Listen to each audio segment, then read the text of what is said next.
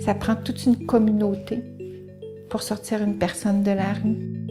Et ça demande aussi une confiance et un respect.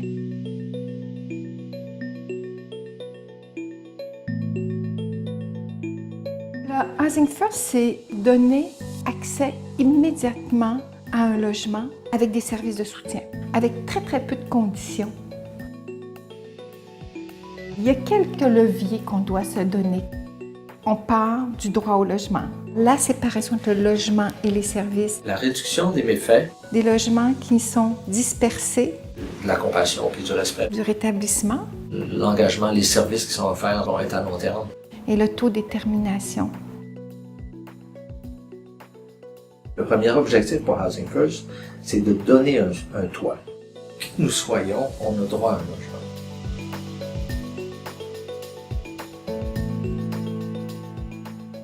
Robert, pour nous, ça a été un mystère au début. C'est un monsieur qui va s'entourer beaucoup de gens de la rue. De là, c'est problématique face à l'appartement. Donc souvent, il va aider des gens qui vont causer des problèmes dans ces appartements. Ça peut consommer, ça fait du bruit, ça parle fort. Je pense que Madé, il y a eu des bris aussi, et de la perte d'appartement et retour à la rue. Lui, au début du projet, on a fait son récit de vie, qui était un petit peu son histoire, puis lui, il a embarqué là-dedans parce qu'il a tout le temps rêvé d'écrire son histoire, puis il voulait que ça serve à des gens. Et puis ça nous a permis de comprendre d'où il venait. Souvent, en intervention, on va regarder qu'est-ce qui va pas bien, on va regarder le négatif, puis avec le récit, c'était de regarder comment tu t'es fait pour t'en sortir. C'est quoi tes forces? C'est quoi que tu as vécu dans ta vie? Fait que c'était un petit peu d'aller sortir ses intérêts, ses espoirs, puis qu'ils n'ont pas au début. Au début, c'est vraiment c'est de la survie. Fait que là, c'est avec le temps, là, quand on parlait de rêve au début, c'est quoi ça? Le rétablissement, c'est quoi ça? Fait que c'est d'aller chercher ça au fil du temps. Ça a permis d'aller rapidement dans l'intimité de Robert, rapidement d'aller dans son histoire, puis sa façon de voir les choses, mais la signification que lui, il donnait à tout ça. Mais on a pu se servir de, OK, qu'est-ce qui s'est passé pour que tu fasses ton logement, puis qu'est-ce que tu as le goût de faire pour changer des choses, puis là, c'est lui qui amène des solutions. Donc, il y a quelque chose à travers ce récit-là qui a permis à Robert de reprendre un peu plus confiance en lui. Plus ça allait, plus son discours changeait, ça devenait plus positif. Il y avait plus d'espoir. Avec ça, après ça, il peut se fixer des objectifs, puis aller atteindre ce qu'il veut avec ses forces. Les principes du rétablissement, c'est en fait mettre la personne au centre de son suivi, viser son autonomie. Plus que son autonomie, c'est un peu se dire que c'est elle qui décide de ce qu'elle souhaite.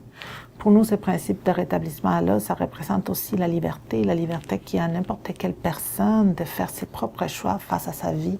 C'est de rétablir différentes sphères de la vie de la personne, selon ce qu'elle veut rétablir. Les rétablissements de l'approche par les forces, c'est de voir un autre aspect de la personne. C'est qu'elle elle commence à croire en elle, puis à croire qu'elle peut changer des choses. Puis si c'est avec ce que la personne veut changer, mais la motivation va être plus grande.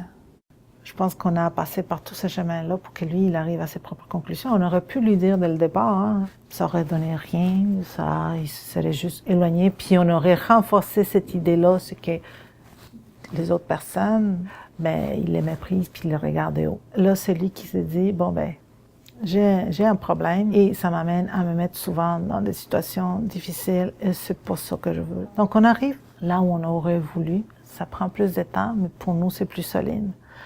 Nous, on est là pour les supporter, les accompagner, voir quels sont leurs projets, ce qu'ils voudraient parfois essayer d'allumer à nouveau la flamme. Malgré les difficultés qu'ils peuvent avoir en cours de route, le fait d'avoir habité en logement, d'avoir acquis une stabilité, fait que la personne ne se retrouve pas après à la rue ou ça y va un court moment, puis elle s'en reprend en main d'elle-même parce qu'elle a connu la stabilité en logement. Le rétablissement ne veut pas dire nécessairement guérir, mais ça signifie d'avoir une vie satisfaisante, pleine, une vie qui répond à ses objectifs et à un certain sens. Pour reprendre sa vie en main, on a donc besoin d'accompagnement, de soutien qu'on offre aux personnes des opportunités diverses.